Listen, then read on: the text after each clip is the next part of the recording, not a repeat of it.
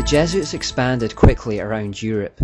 One of the primary ways in which they went about reclaiming some of the ground that had been lost to the Protestant reformers was to establish schools of education in various locations. They went for control of the information flows, imagining, quite rightly, that by controlling education they could control knowledge and therefore control the worldviews and mindsets of coming generations. If you go to the Jesuit Boston College website today, you'll see a part where they admit, when in 1547 Ignatius was asked to open a school in Sicily for young men who were not Jesuits, he seems to have seen the opportunity as a powerful means of forming the mind and the soul. To bring people to God, he sought to form those who, in their turn, would form or influence many others. These schools that catered for children of all ages soon spread across the world as part of a covert campaign to turn people back to Rome. The key to it was that, unlike other Catholic institutions, the Jesuit schools actively encouraged Protestant children to enroll. This tactic gave them an opportunity to indoctrinate future generations with the rites, ceremonies, and symbols of Rome. They particularly wanted to target the children of rich and influential Protestant families because they knew that what was taught to them would have a trickle-down effect on the rest of society. Like Jezebel herself, the Jezebel spirit goes for the powerful men who will influence others. Jesuits also sent missionaries to far-flung places in the world like China, placing great emphasis on the importance of assimilating themselves into their culture. By educating themselves on the language and religion of these places, they could become teachers of the people and work their way into positions of influence. They were incredibly committed, hard-working, and disciplined in these tasks, pouring out their lives for the furtherance of their cause. Wherever they went, they consistently compromised their own message with the local pagan practices of the area to get a foothold, just like they'd done in Rome itself. When they returned to Europe from these far-flung places, they brought back with them the occult and pagan ideas that they'd picked up there. In Britain, the Jesuits made use of fifth column tactics. They started filtering into the country in the 1560s, and almost immediately they were found preaching from pulpits disguised as Church of England ministers. In 1568, a Jesuit priest posing as a Church of England minister accidentally dropped a secret copy of instructions on how to undermine and destroy the Church of England. After a search of his lodgings, further documents were discovered in his boots, including a license from the Jesuits and a bull from the Pope Pius, which authorized him to preach whatever was necessary to inflame animosities and widen divisions. They saw no better way to demolish churches than to infiltrate it in the guise of a minister who could introduce divisive false doctrines and ceremonies from the pulpit.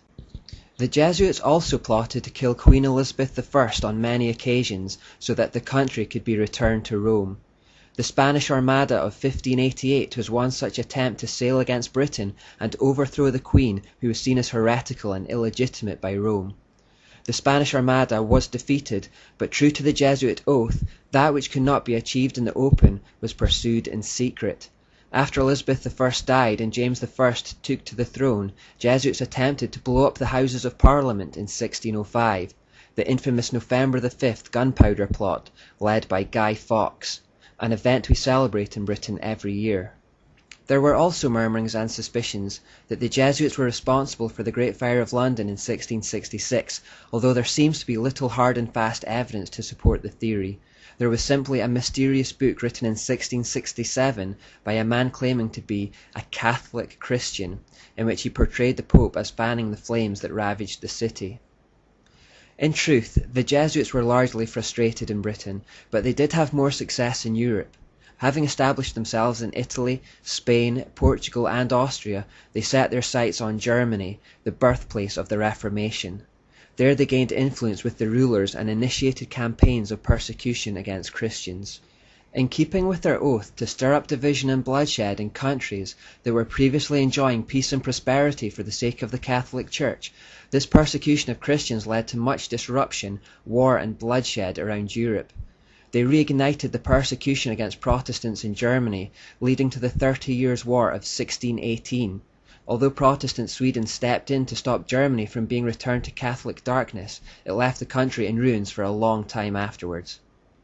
In the neighbouring Austro-Hungarian Empire, Jesuits were so influential that they virtually controlled the emperor at the time. Having this power, they came pretty close to purging the region of true Christianity. In Poland, which was a major European power in the mid-16th century due to their embracing of the Reformation, Jesuits also became enormously influential. This influence led to a decline in national well-being and disastrous policies towards neighbours that eventually led to their annihilation. Entry into France was slower, but was achieved by the formation of educational institutions.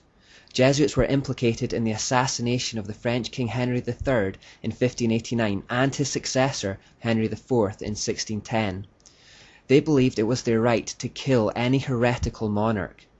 They took the initials INRI, which biblically represented the Roman inscription above Jesus' head on the cross, meaning Jesus of Nazareth, King of the Jews, and gave it a double hidden meaning which meant it is just to annihilate impious rulers. If you read their oath, you'll know that they paid no respect to rank or position. The French king Louis XIV was more to the Jesuits' liking though. Louis had a Jesuit confessor from childhood whose influence turned him into a fanatical bigot, unleashing terrible persecution against Protestants. Louis also led an immoral life, and the Jesuit confessor made careful use of his secrets to have him trembling at his feet for forgiveness. This was a common tactic by Catholic priests generally, to use the confessional booth to gain access to secrets that could be used for blackmail later. Knowledge is power. By 1685, the situation was severe enough for hundreds of thousands of French citizens to flee for their lives to remote areas, and those that stayed behind faced terrible punishment. This was in fact replicated all across Europe, where true Christians had to flee to communities in remote areas to avoid persecution from Rome. Some of these examples are recorded in Fox's Book of Martyrs. As the Jesuits continued to rise to power and influence in Europe, they also accumulated vast amounts of wealth and property. However, their scandalous greed, their loose morals, their ceaseless political meddling, and their encroaching upon the clergy had stirred up enmity and hatred everywhere they had been, and this would lead to their downfall. Amongst the higher classes in particular, the Jesuits had been brought into complete disrepute. Governments began to realize that this single group were the source of nearly all the disruption in their lands. In fact, so severe was their cancerous activity that the Jesuits had become a threat to the very fabric of society.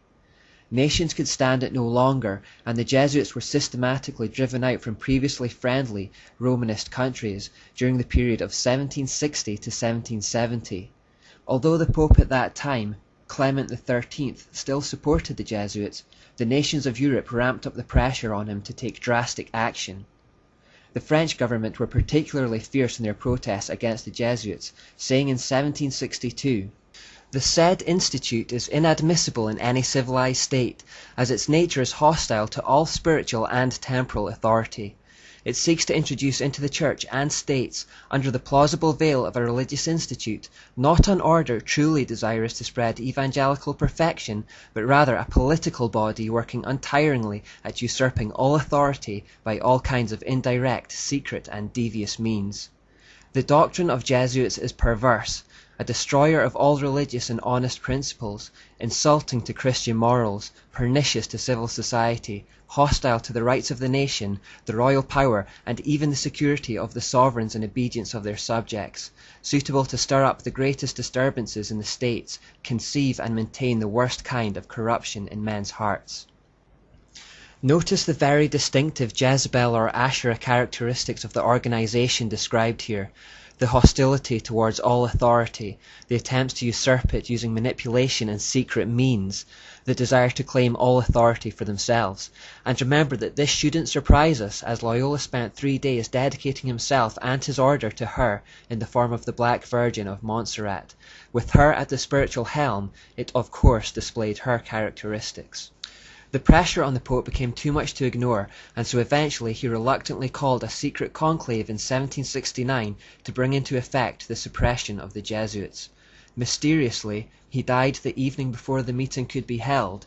It was strongly suspected, of course, that the Jesuits had been the perpetrators of the murder. The next Pope, Clement XIV, tried to reform the Jesuits to no avail, and after further pressure from the monarchs of Europe, he finally abolished them in 1773.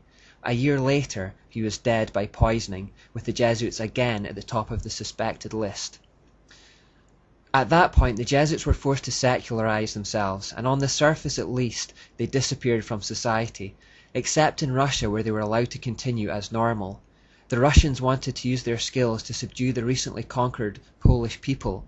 In return for their help, the Russians would give the Jesuits refuge. Since it was the Jesuits who were largely responsible for the weakening and destruction of Poland in the first place, the people of Poland have more reason than most to feel animosity towards the order. With the Jesuit order more or less finished as an effective religious weapon, though, Satan needed to change tack in his continued war against Jews and Christians. This change occurred in the Age of the Enlightenment.